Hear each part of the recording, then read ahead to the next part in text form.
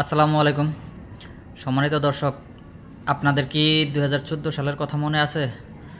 ২০১৪ নির্বাচনে হাসিনা একটি প্রহসনমূলক নির্বাচন দিয়েছিল।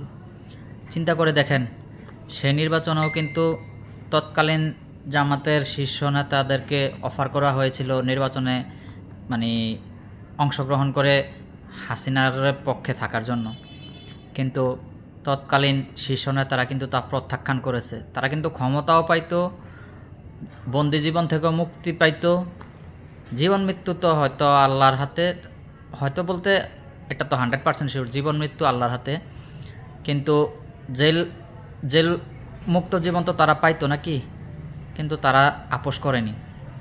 তৎকালীন সময়ে জামাতের নেতৃত্বে ছিল কাদের মোল্লা, আপনার দেলোয়ার হোসেন সাঈদী, তারপরে মতিউর রহমান নিজামী, মানে শীর্ষস্থানীয় সকল নেতারাই তখন বন্দী ছিল জামাতের। তো ওনারা কিন্তু নীতির প্রশ্নে আপোষ করেননি, ওনারা কিন্তু জীবন উৎসর্গ করেছেন। ভাবা যায় সব কিছু উৎসর্গ করা যায় পৃথিবীতে, কিন্তু তাই বলে জীবনটা উৎসর্গ করবেন? কিন্তু ওনারা করেছেন। ওনারা কিন্তু কখনোই আপোষ করেননি অন্যায়ের সাথে, জুলুমের সাথে কখনোই আপোষ করেননি। তো বর্তমান যারা নেতৃত্বে আসছে জামাতে, তারাও কিন্তু এই তৎকালীন শীর্ষ নেতাদের ফাঁসির রায়ে কিন্তু তারা তেমন একটা প্রতিবাদ গড়ে তোলেনি। কারণ কি জানেন? জামাতের একটা সিস্টেম হলো কি, জামাতের শীর্ষ নেতাদের যদি কেউ মারা যায় বা কাউকে হত্যা করা হয়, তাহলে কিন্তু দ্বিতীয় সারির না তারা দায়িত্ব পায়। তো বর্তমানে যারা দায়িত্বে আসছে এরা কিন্তু তৎকালীন সময়ে দ্বিতীয় সারিতে ছিল। তখন শীর্ষস্থানীয় নেতাদের ফাঁসি হয়ে যাওয়ার কারণে বা তাদেরকে হত্যা করার কারণে দ্বিতীয় সারির যে নেতারা আছে তারা কিন্তু বর্তমানে ক্ষমতায় চলে আসছে, মানে দলের নেতৃত্বে চলে আসছে, শীর্ষ নেতৃত্বে কিন্তু তারা চলে আসছে।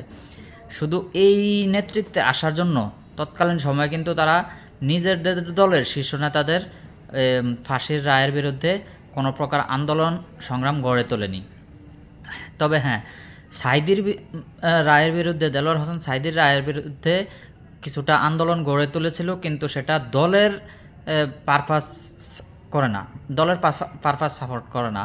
সেটা ব্যক্তিগত অবস্থান থেকে তিনি একজন হক্কানি আলেম ওলামা ছিলেন বিধায় তার পক্ষে ওনারা কিছুটা আন্দোলন গড়ে তুলেছিল।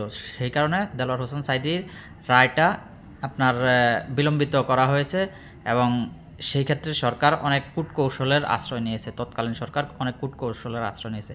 কিন্তু মূলত তাদের যেই তৎকালীন শীর্ষস্থানীয় নেতারা ছিল, সেসব নেতাদের বাঁচানোর জন্য জামাত কিন্তু কোনো প্রকার ভূমিকা রাখেনি।